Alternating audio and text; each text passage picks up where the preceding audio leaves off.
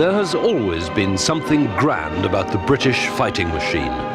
The modern history of this nation as a fighting force is one of which we can all be proud. And once again, our forces were facing the terrible prospect of battle with an enemy whose fanaticism was reputedly unparalleled in recent times. This program is a tribute to those soldiers, airmen and sailors who, both past and present, risk making the ultimate sacrifice to do their duty for Queen and country.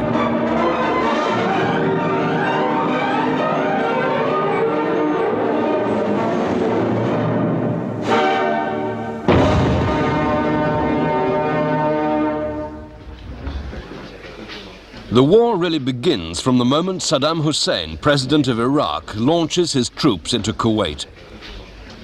These are spearheaded by 100,000 of his Republican Guard, supported by helicopter gunships, armoured personnel carriers, mobile artillery, and tanks.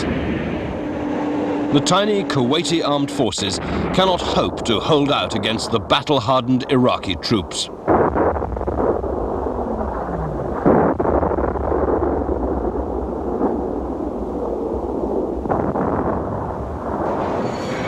Although Iraq has always considered Kuwait a part of its own territory, their public reason for the invasion is to prevent Kuwait's oil being sold cheaply.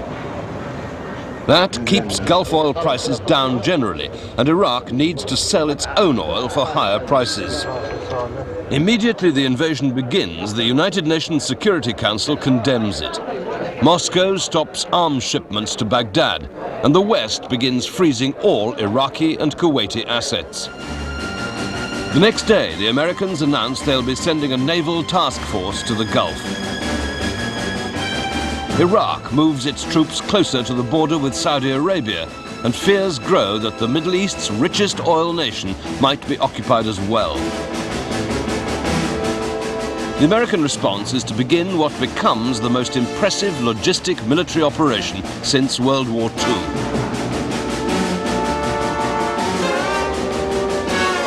4,000 troops of the US 82nd Airborne Division, the elite American paratroopers, along with F-15 and A-10 aircraft, are immediately flown to Saudi Arabia. They're the spearhead of a force that within 6 months will number 1 million. Converging in support are nearly 50 American, British, French and Soviet warships. Special forces are undoubtedly flown in too. The diplomatic war then begins in earnest. Iraq announces the annexation of Kuwait and orders out all the foreign diplomats there. The UN condemns this too. 12 out of 20 Arab countries agree to send military aid to Saudi Arabia. While this is going on, Britain sends in its first squadron of Tornadoes and Jaguars. The government will contribute forces to a multinational effort for the collective defense of the territory of Saudi Arabia and other threatened states in the area, and in support of the United Nations embargo. Saddam Hussein says he'll leave Kuwait, but linking it to the condition that Israel withdraws from the territories it occupied during the Arab-Israeli War in 1973. More and more foreigners try to flee Kuwait, but a Briton, Douglas Croskery, is shot while trying to get away. Then a sinister development. Iraq orders 400 Britons and 2,500 Americans to report to hotels or face arrest. They are to be detained and housed at key installations as a human shield against Western attack. The BBC's World Service issues advice from the Foreign Office. The Iraqis have stated that if the British community do not move voluntarily, they will face unspecified difficulties. If you choose to move, please take all food from your residence with you to give to the hotel management to help their food stocks. Saddam Hussein's decision is to backfire on him. Those wavering in his support now see the lengths to which he will go to win his so-called holy war. Another 40,000 troops are immediately ordered into Saudi Arabia from the US. And, as well, President Bush sends 20 stealth fighter bombers, some of America's most modern fighter aircraft. In the midst of the diplomatic war and the military build-up, there's one small act of resolve that few will forget. Little Stuart Lockwood is paraded before Iraq's TV cameras to show how well the British hostages are being treated. Are you getting your milk, Stuart? And with cornflakes too. His courageous look of defiance and contempt wins the hearts of millions. 3 weeks after the invasion, the UN gives its approval for force to be used to support a trade embargo against Iraq. Britain sends its second squadron of Tornadoes in as the stories of brutality and rape begin to emerge from within Kuwait.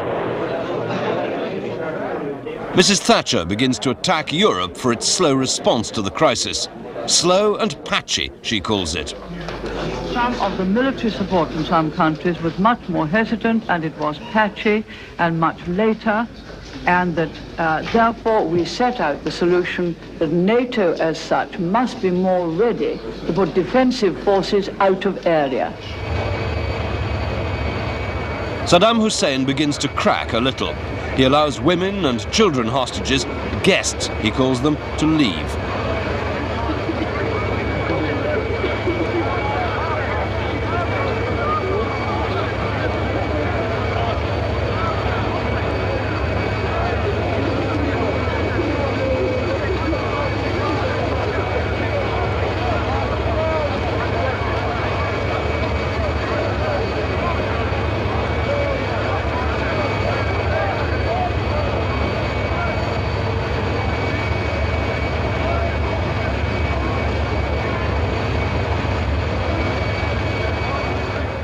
President Gaddafi of Libya, one of his few supporters, offers to supply him with food and fuel. But within 5 weeks of the invasion, American Marines have completed their static defense of Saudi Arabia against invasion from Iraq. It's Margaret Thatcher's cue to announce in a Commons emergency debate British ground troops will be sent to the Gulf. 100,000 US troops are already in place. 3 days later, the US Chief of Staff, Colin Powell, says he has 162,000 troops in theatre. Only a few days after that, Britain announces it will send in the Desert Rats, 6,000 soldiers of the famous 7th Armoured Brigade. They made their name in the North Africa campaign under Montgomery in World War II and were based in West Germany, protecting NATO's front line. Now the war of words begins to hot up. Support for Saddam at home grows to fever pitch. But Israel's Prime Minister Shamir says he'll attack Iraq if the United States doesn't.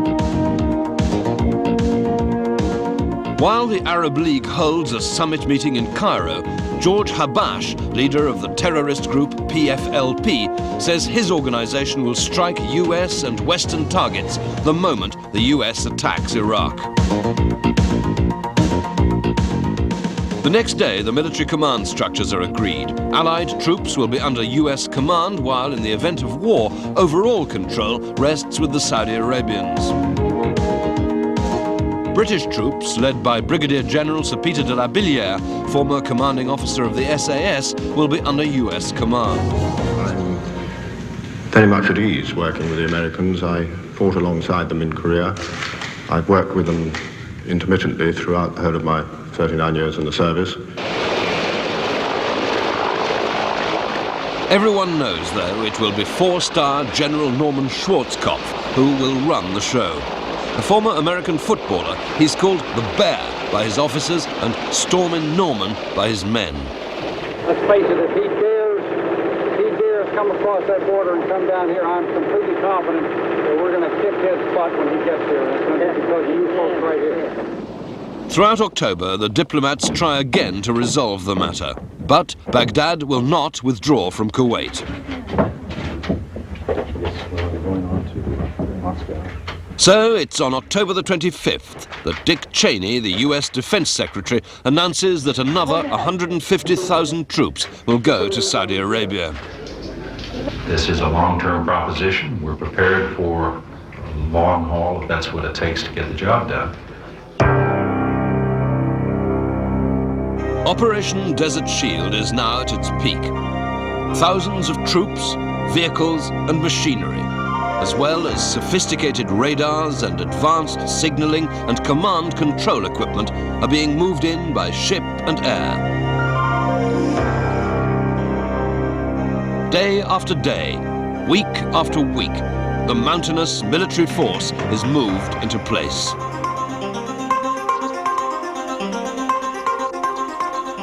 Saddam now threatens to turn the Arab Peninsula into ashes and proclaims that he'll win the war. In response, President Bush orders in another 100,000 troops. Prime Minister Margaret Thatcher reinforces the Allied position in plain English. The peaceful solution would be for Iraq to get out of Kuwait. That is a matter for them. We hope they will do it. If not, we shall have to take the military option and see that Iraq does leave Kuwait.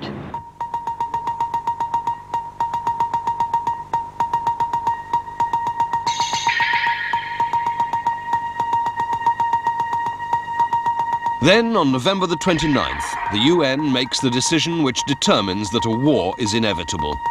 If Iraqi forces stay in Kuwait after January the 15th, Allied troops will be permitted to remove them by force.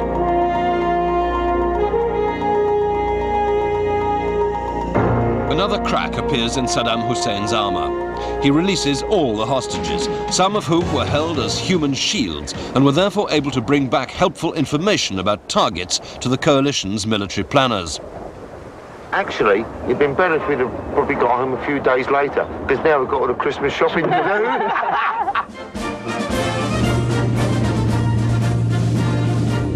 Prince Charles visits the Death or Glory Boys, the 17th 21st Lancers, famed for their courage during the charge of the Light Brigade. On the same day, Iraq claims it will not only never give up Kuwait, it will deploy chemical weapons if attacked. It was a situation that concerned the Queen in her Christmas message to the Commonwealth. The invasion of Kuwait was an example on an international scale of an evil which has beset us at different levels in recent years. Attempts by ruthless people to impose their will on the peaceable majority. In the new year, another morale-boosting visit comes from the new Prime Minister, John Major. After a few days, the Iraqi and US foreign ministers finally meet face-to-face in Geneva. They're together for 6 hours. The world awaits the outcome. It's stalemate. Iraq will not withdraw from Kuwait, and the Allies will not negotiate anything else until they do.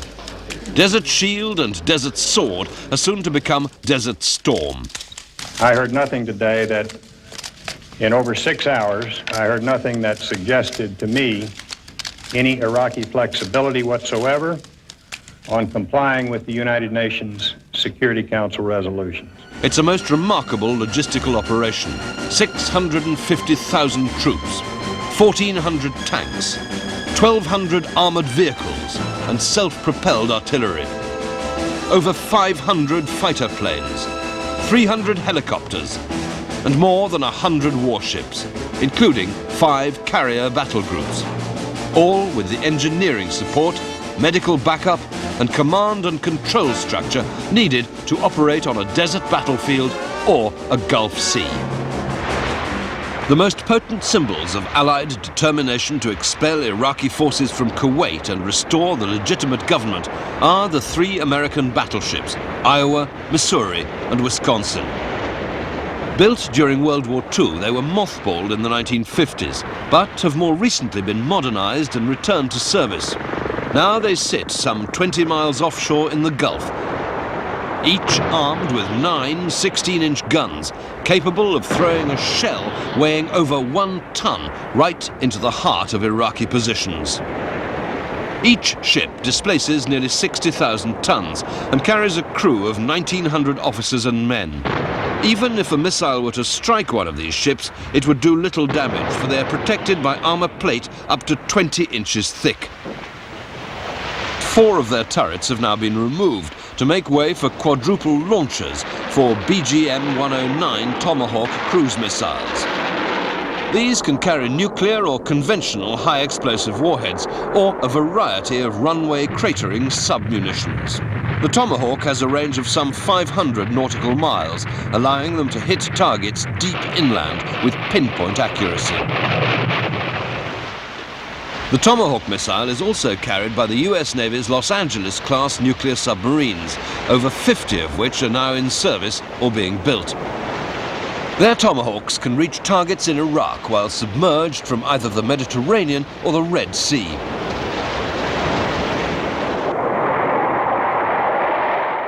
The Tomahawk missiles are launched by compressed air from the forward torpedo tubes. When they break surface, their solid fuel rocket motors kick them to a height and speed where their main air-breathing turbojet cuts in and the fins deploy. An onboard computer constantly comparing the scene ahead with the programmed flight plan. This guides the missile unerringly to its target. The US Navy also has several carrier battle groups in the Persian Gulf and Red Sea. The first aircraft carrier on station is the USS Independence, and she is subsequently joined by others of the Forrestal, Kitty Hawk and Nimitz classes. Each of the carriers is protected by the task force of other vessels, including anti-missile cruisers.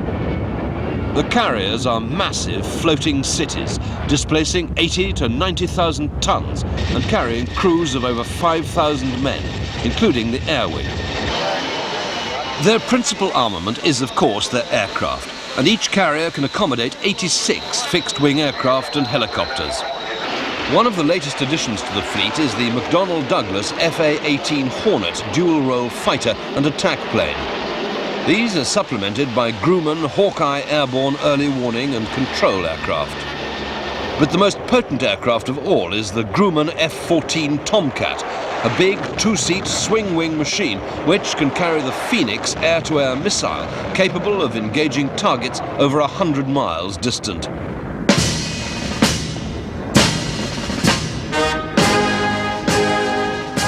Over 130 warships from 28 nations are deployed in the Gulf. First, during the early months of the United Nations economic blockade following the Iraqi invasion of Kuwait, and latterly in the shooting war. They include frigates and destroyers, as well as tankers and fleet replenishment and repair vessels, plus over 30 marine assault vessels. Among the most important types of warships deployed are the mine hunters, which use remotely piloted submersibles as well as conventional sweeping techniques to hunt down and destroy mines sown off the shores of Iraq and Kuwait. The Royal Navy's contribution to the task force is considerable, with more than 20 warships on station, including the ultra-modern Type 42 Batch 3 destroyer HMS Gloucester, alongside her sister ship York and the earlier HMS Cardiff. The Type 42s were the first British warships to be fitted with gas turbine engines, giving them a speed of 30 knots, as well as reducing the number of crew members required to 300. The ships are specifically designed for air defense of the fleet, and their principal weapon is the GWS-30 Sea Dart anti-aircraft missile. This has a range of nearly 20 miles, and in concert with the new Type 996 target acquisition radar and ADAWS computer system, can engage enemy aircraft and missiles in any weather conditions. The Type 42s carry the Westland Lynx HAS-3 as well, a small twin-engined, all-weather, high-performance helicopter. A joint Anglo-French venture, it's designed for the surface search and attack roles and is fitted with sea spray radar, which has over-the-horizon capability. The Lynx can carry a wide variety of different weapons, the Sea Skewer missile in particular having proved itself several times in sinking Iraqi gunboats. Each Lynx can carry 4 of these missiles. Other weapons may include Stingray torpedoes and a machine gun or 20mm cannon. The Lynx accommodates a crew of 3, plus up to 10 Royal Marines, and has a range of over 320 miles, being able to stay in the air for nearly 3 hours. The Lynx frequently operates alongside the larger Sea King, which carries dunking sonar to detect enemy submarines.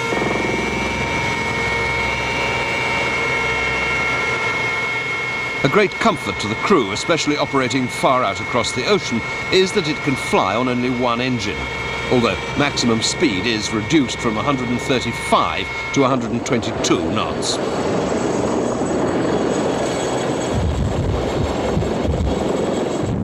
Belching a smokescreen, another piece of state-of-the-art equipment deployed in the Gulf is the US Marine Corps' Amphibious Armoured Infantry Vehicle, or AAIV-7. To all intents and purposes, this is an armoured personnel carrier which can swim using ducted water jets, even with a strong sea running, allowing it to come ashore through heavy surf. Top speed in the water is 6 knots, but once ashore, the AAIV-7 can manage up to 45 miles per hour, and speed in an amphibious assault is obviously essential. Of all-welded aluminium construction with armour up to 45mm thick, the amphibious carrier can carry 25 Marines in air-conditioned comfort, fully protected against chemical and biological attack. In action, its troops exit through the hydraulic ramp at the back, protected by covering fire laid down by the 50 caliber machine gun in the turret. Another vital weapon in the US Marines inventory is the LCAC, or Landing Craft Air Cushion. This massive 170-ton hovercraft is crewed by only 5 men and propelled by 4 gas turbines, driving 2 enormous ducted fans. It can carry a 60-ton load ashore. This could mean an M1 Abrams, the US Army's main battle tank.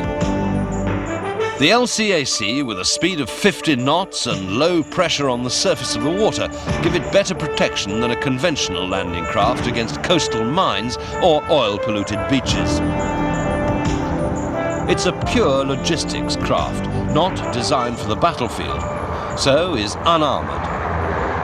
Another advantage it confers over conventional landing crafts is that the stores it carries get ashore dry rather than wet, which can be vital, especially when it comes to ammunition and explosives.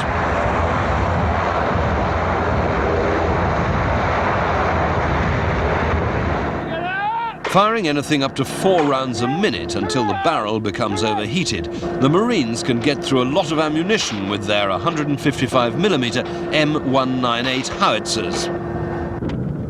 This weapon, which is also used by the armies of several other countries, is a large gun weighing 7 tons and needing a crew of 10, but it can accurately lob a rocket-assisted shell nearly 20 miles. It has a hydro-pneumatic recoil system as well as a double muzzle brake to speed the rate of reloading. And as well as firing all standard 155mm NATO shells, can take the Copperhead laser homing anti-tank round. The standard US Marine tank is the A1 version of the M60, successor to the M48 pattern.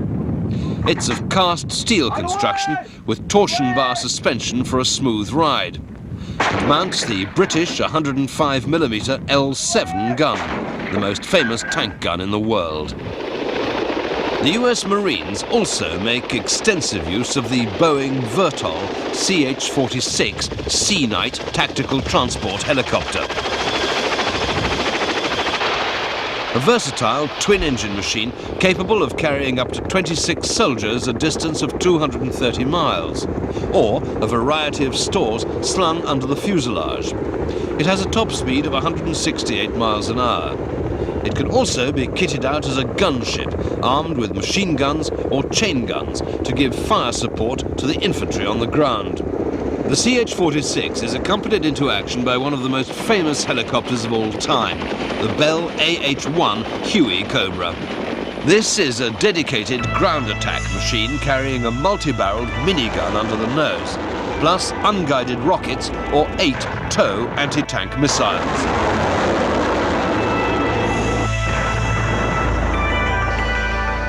Perhaps the most spectacular machine in the US Marines arsenal, though, is the AV-8B Harrier vertical or short takeoff and landing strike fighter.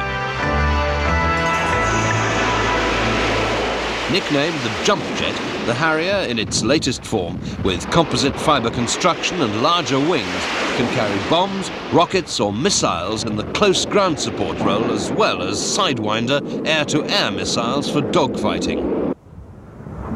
Powered by a vectored thrust Rolls-Royce Pegasus turbofan, the Harrier II has a tactical combat radius of about 300 miles with full weapons load, and can fly at up to 800 knots in its clean configuration. Far faster than the Harrier is the Sepicat Jaguar supersonic attack fighter bomber, another Anglo-French aeroplane. Like many other weapons, it's having its first real combat experience in the war to expel Saddam Hussein's forces from Kuwait. And just as the Harrier did in the Falklands, it's proving itself an exceptional warplane. A single-seater, it's powered by 2 augmented turbofans, which give it a top speed in excess of Mach 1, even when loaded with bombs, rockets, air-to-air or air-to-surface missiles, and electronic warfare jamming gear. The pilot's head-up display, or HUD, shows him exactly where his target is and allows him to pinpoint his weapon's delivery accurately. It can carry nearly 5 tons of weapons, including a pair of 30mm cannon.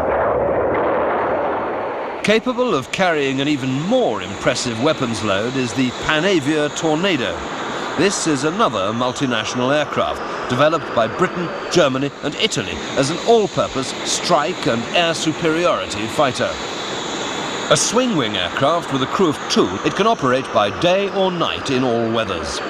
Its enormously powerful turbo-union turbofan engines giving it more than 16,000 pounds thrust each for a top speed of over Mach 2 and a typical combat radius of nearly 900 miles. Because such performance burns fuel at a prodigious rate, Tornadoes are equipped for in-flight refueling from Victor K2 tankers. This is something that can also be done by day or by night using radar and passive light intensifiers, allowing the Tornadoes virtually unlimited range or the ability to loiter in a combat zone for several hours at a time. One of the Tornado's principal tasks is runway busting. To do this, the Tornado uses the JP-233 cluster munitions dispenser, twin pods under the fuselage, which disgorge a mixture of parachute-retarded cratering bombs and anti-personnel mines. The typical Tornado mission involves flying at very high speed, only about 50 feet above the ground, frequently skimming through mountain passes to avoid enemy radar detection. This is made possible by a combination of forward-looking and terrain-following radars, which feed the aircraft's computer with the information needed to operate its fly-by-wire controls faster and more accurately than a human pilot could manage. Accuracy is further enhanced in the Gulf by teaming the Tornadoes with Buccaneer S2s. The latter carry laser target designators in their rotating bomb bays to illuminate targets for the Paveway smart bombs carried underneath the Tornadoes.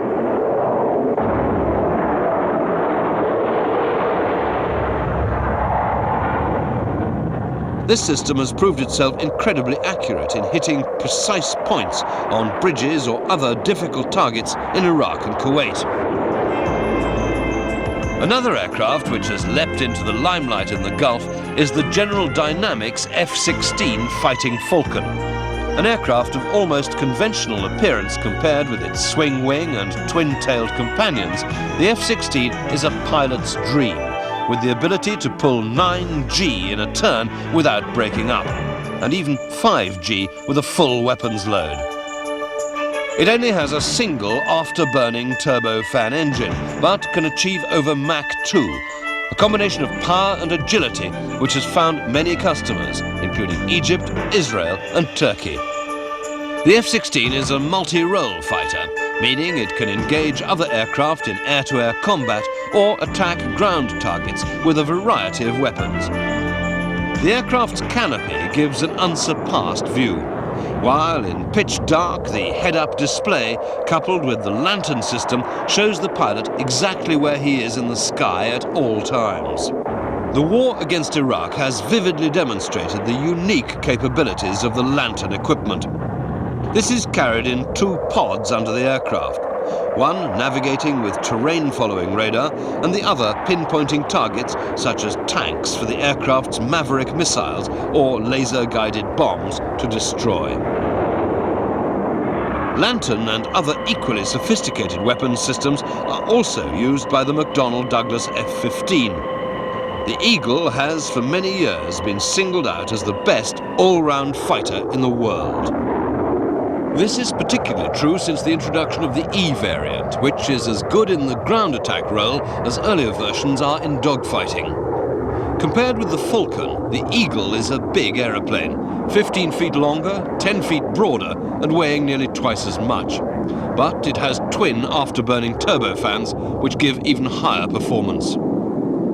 The original Eagles were single-seaters, but the F-15E carries a crew of 2 and has enhanced avionics and weapons control systems, as well as the ability to carry a greater weight and variety of bombs, missiles and pods. A typical load is 22 Rockeye 1,000-pound iron bombs, which can be delivered with almost predictable accuracy just where the crew want them to go.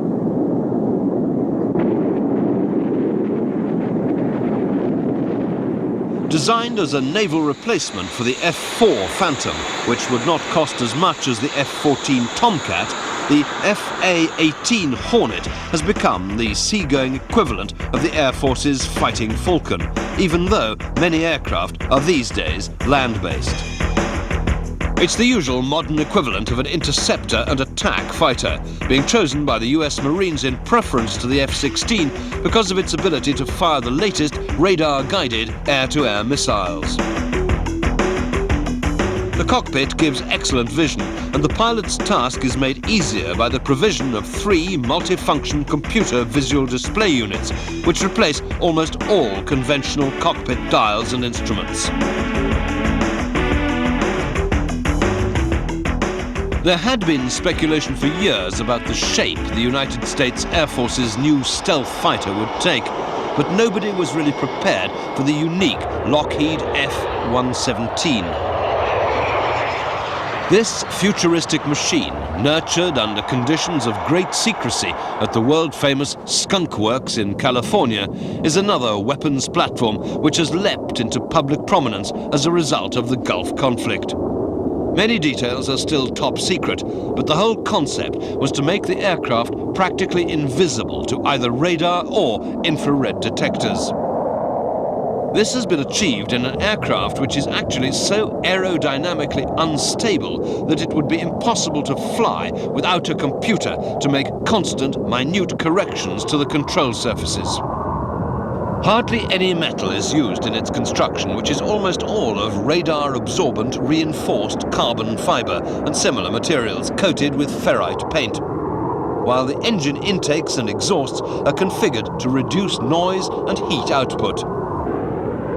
Strangely, the first Allied aircraft to arrive in Saudi Arabia are not the newest, but the oldest McDonnell Douglas F-4 Phantoms. However, they are the F-4G variant, codenamed Wild Weasel, whose task is to knock out enemy target acquisition, ranging and guidance radars for surface-to-air missiles. The aircraft are equipped to fire both Shrike and Harm anti-radiation missiles. Their crew's mission is a tricky one, because in order to detect the enemy radar sites, they have to switch on their own, making them vulnerable to return fire. Perhaps the one weapon system above all others, which has attracted attention since January 1991, is the Patriot. The Mach 3 missiles have a range of some 40 miles. They're carried in self-propelled launchers accompanied by a caravan of vehicles carrying their own radars, computers and electricity generators. In the front line on the ground, the M1A1 Abrams main battle tank is well equipped to take on all comers. The first really all-new American tank since the 1940s, it incorporates all the benefits of Chobham-style laminate armour for crew protection. Its punch lies in its 120mm smoothbore gun, which can destroy any known tank at over 3 miles range. While a 1,500 horsepower gas turbine gives it a top speed of 45 miles per hour and the agility to get out of trouble fast.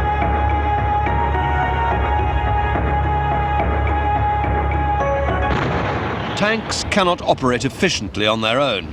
They need to be accompanied by infantry.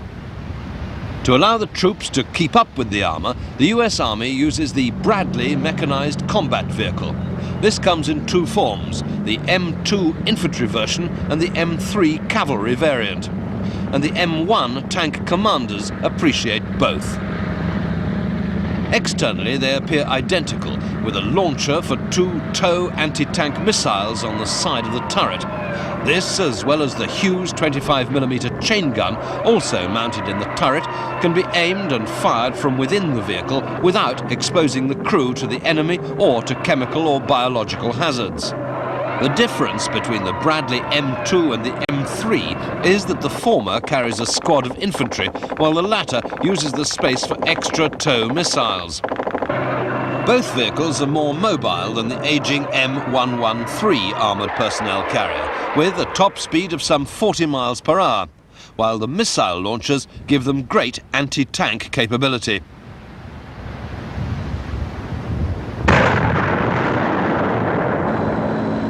Looking like a light tank, although it's classed as a tracked reconnaissance vehicle, the British Scimitar is smaller, lighter and faster than the M3.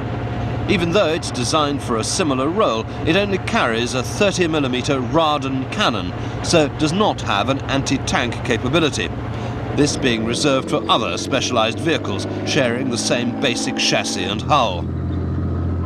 At 60 tons, Britain's Challenger main battle tank is 6 tons heavier than the American Abrams.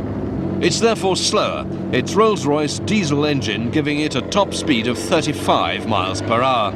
But it has the superb Chobham armour, said to be the equivalent of more than 2 feet of conventional plate. Its main armament is a new high-pressure 120mm rifled gun, which the British Army believes more accurate than the smoothbore weapon on the American tank. As in the Abrams, the gun is fully stabilised with an integrated fire control system, laser rangefinder and passive light-intensifying sights for use at night.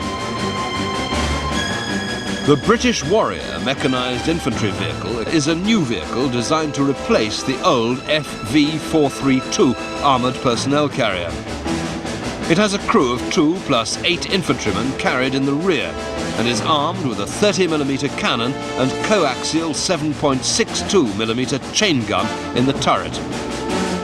Weighing 24 tons, it's also powered by a Rolls-Royce diesel engine which gives a speed of almost 50 miles an hour. Like all modern armoured fighting vehicles, Warrior has full chemical and biological protection. In action, the Warrior will ideally deploy to a hull-down position to allow the infantry to exit through the rear door. British infantry today have as their principal weapon a 5.56mm individual weapon or rifle and a light support weapon or machine gun of the same calibre. They're also equipped with Milan anti-tank missiles, the light weapon and 51mm mortars. Impressive fire support for the infantry is provided by the Chieftain AVRE, or Armoured Vehicle Royal Engineers, armed with a huge 165mm petard mortar designed to blast bunkers and destroy earthworks. One of the vehicle's most useful attributes is its ability to tow the giant Viper mine-clearing equipment. This is specially designed to clear paths through minefields. It consists of a segmented plastic hose, 250 yards long, filled with plastic explosive. A cluster of 8 rockets pulls the hose out across the minefield, and the explosive is then detonated from within the AVRE to clear a path 24 feet wide for the following tanks. The AVRE can also carry fascines to lay over soft ground or to fill ditches.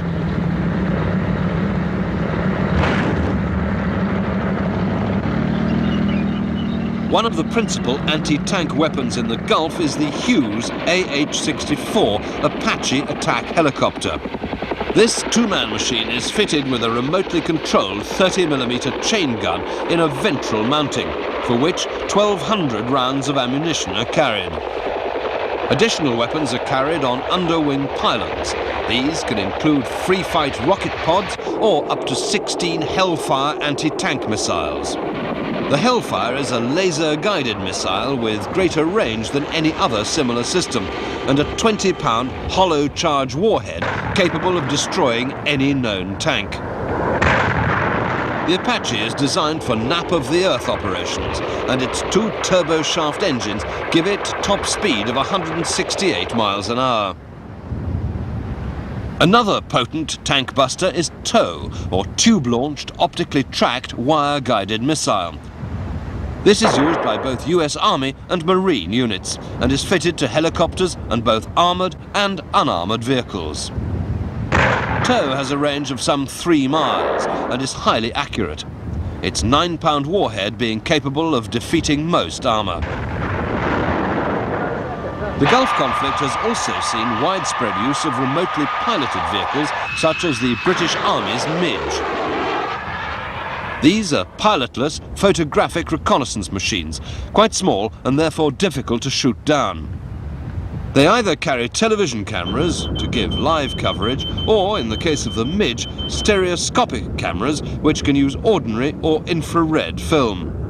When Midge returns from a sortie, the film is quickly removed and rushed to the field laboratory. The minutely overlapping negatives give a detailed 3-dimensional picture of the enemy positions, which can be used to provide targeting for artillery.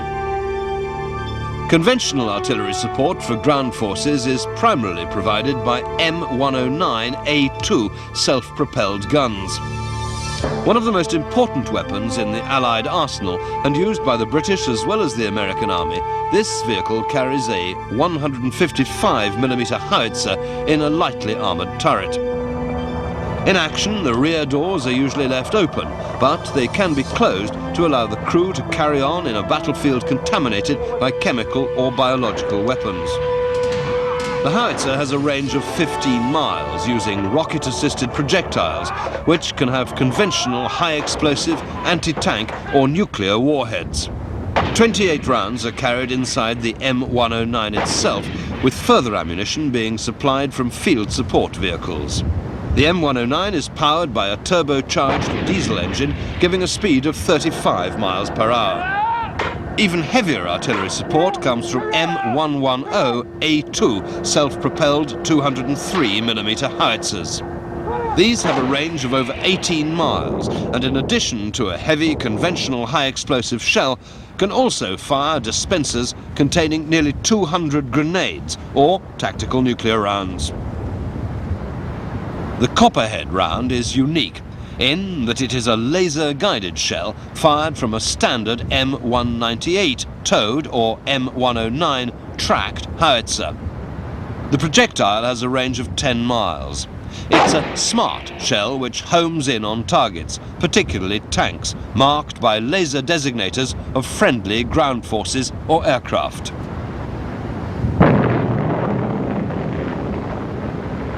Another weapon seeing its combat debut with Britain's forces in the Gulf is MLRS, or Multiple Launch Rocket System.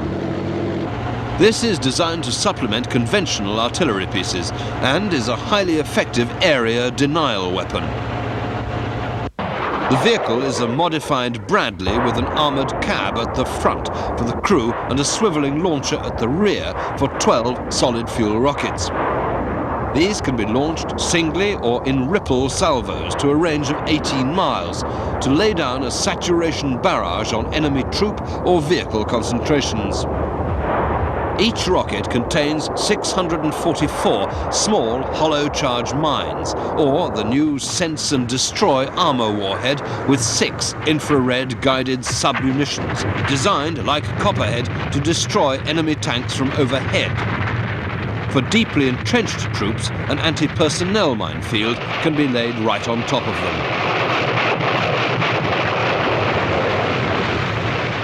Conventional artillery joins with MLRS to deliver the first blow on the day that Saddam Hussein's final deadline to evacuate Kuwait runs out.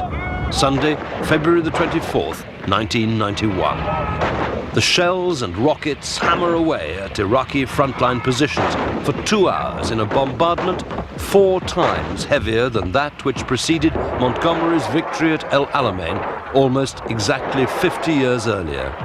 The bombardment, all along the line between Saudi Arabia, Iraq and Kuwait, is the prelude to Operation Desert Sabre, the long-anticipated ground offensive. The intention is obviously to drive the occupying Iraqi forces out of Kuwait by direct assault. To protect the Allied left flank from counterattack, paratroopers of the American 82nd Airborne Division are dropped around the town of Salman, while the tanks of the French 6th Armoured Division race across the desert to close the gap. The French advance triumphantly, resistance being swiftly overcome in a landscape reminiscent of that of Mars, the Roman god of war.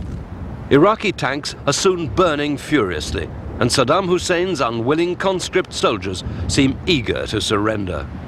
Within hours, villages deep inside Iraq are secured.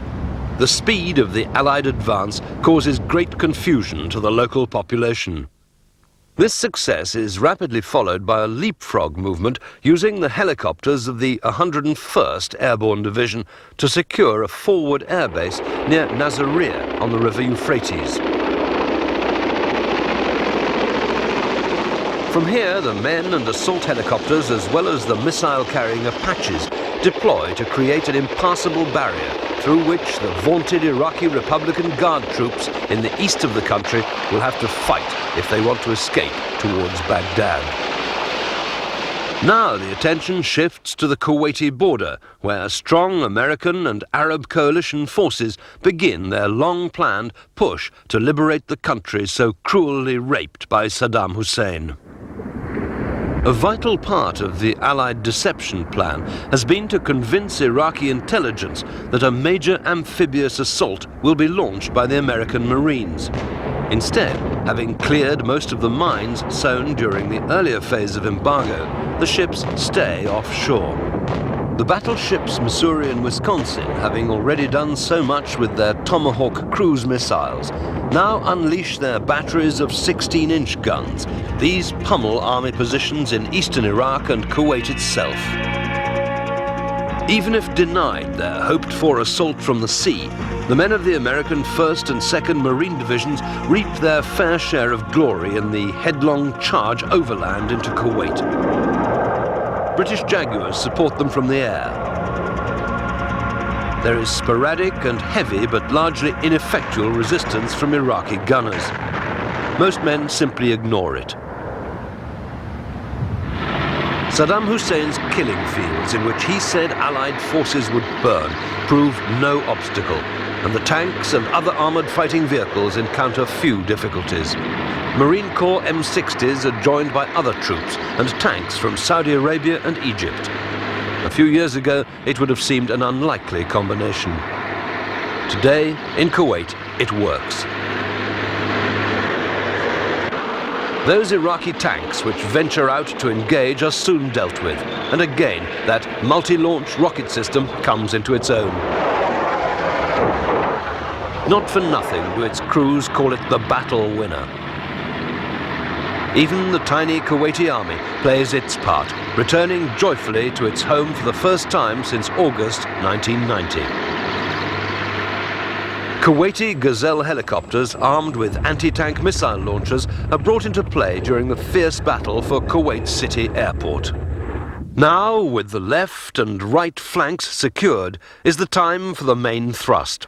It's a massive fingers and thumb hook by the British 1st and the American 1st and 3rd Armoured Divisions, supported by mechanised infantry and yet more helicopters. Abrams tanks of the 3rd Armoured Division spearhead the assault, charging through Iraqi forces demoralised by the weeks of aerial bombing. They're accompanied by American Bradley and British Warrior infantry combat vehicles. The battle does not stop at night. Here, a helicopter gunship has picked out an Iraqi command post using infrared sights. Combat engineers cleared paths through the extensive minefields and ramparts. Then, the Allied forces raced forward to exploit the advantage of surprise. With the first line of defences breached, vast convoys of armoured vehicles pour into Kuwait and Iraq. Within hours, the desert is littered with the burning wrecks of Iraqi T-55 and T-72 tanks. Over 200 are destroyed in a single engagement by the British 1st Armoured Division. As the noose tightens around the 42 Iraqi divisions south of Basra, the initial trickle of prisoners becomes a flood. And as dusk falls, the flags of victory flutter over the desert sands. But grim determination shows on the face of British Commander General Sir Peter de la Billière as he arrives for a council of war, since the battle is not yet over. As the advance continues, dozens more British Challenger tanks are loaded onto their transporters. They drive north into Iraq to reinforce the men already in the thick of the fighting. There's no need for concealment, for the Iraqi Air Force has been conspicuous by its absence throughout the conflict. After a pause to check their maps, officers return to their vehicles to resume the advance. The British Challenger tanks, with their thick armour and heavy firepower, overcome everything in their path, supported from overhead by missile-firing Lynx helicopters. Yet more Iraqi tanks are destroyed. There is no hiding place for the Iraqi army, even at night. The ability to fight at night and press home the daylight successes, even in pitch darkness, is one of the principal contributions to the Allied victory. With vehicles and helicopters either fitted with passive light intensifiers or infrared searchlights, and thermal imaging gun sights coupled to laser rangefinders, the Allies have an enormous advantage over their opponents. The tanks continue to press forward under conditions which would have seemed impossible to a Second World War veteran of the desert rats.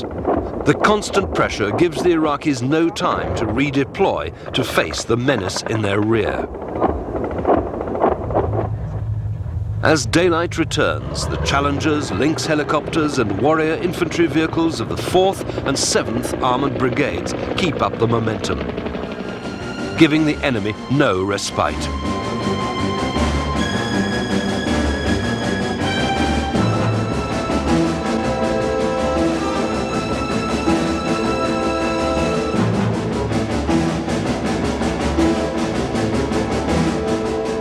When an Iraqi tank does stop to fight, it is speedily dealt with, thanks to the sheer professional skill of the British Army.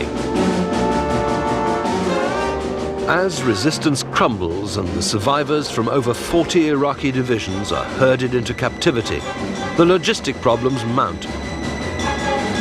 Most of the prisoners sitting disconsolately on the sand are not only tired and scared, but also hungry.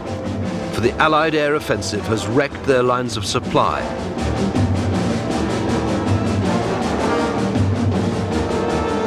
Now, with final victory clearly in sight, the desert rats press on with confidence. The men of the American 1st Armoured Division, the Big Red One, put up a welcoming sign for the arrival of the man who made victory possible, the man they nicknamed the Bear, General Norman Schwarzkopf. Any significance, sir, that you have to negotiate? Now, I don't want him embarrassed in any way, right? No, sir. Okay, I don't want him humiliated. Finally, on February the 28th, after exactly 100 hours, Operation Desert Sabre is over, and the officers of both sides sit down to agree ceasefire terms. One of the Allies' main concerns is for the prompt release of prisoners, principally air crews shot down earlier in the campaign. On both sides, that we have a symbolic release immediately. And I feel sure, based upon our discussions, that such a symbolic release should take place. President Saddam Hussein begins releasing prisoners almost immediately. It is, he says, an act of good faith. After a shower and the first good meal they have had for days, or in some cases weeks, the returned prisoners are in good spirits when they meet the press. But the strain of their ordeal is clearly visible. After their public appearance, they're taken off by ambulance for a thorough check. Even with the war brought to a successful conclusion, there is now the problem of rebuilding Kuwait. Over 500 of the country's oil wells have been set alight by retreating Iraqi troops in a last gesture of ecological terrorism. Many of them will burn for years, spreading pollution into the atmosphere. But at least, thanks to British force of arms, the Kuwaiti people can return to their homes in freedom.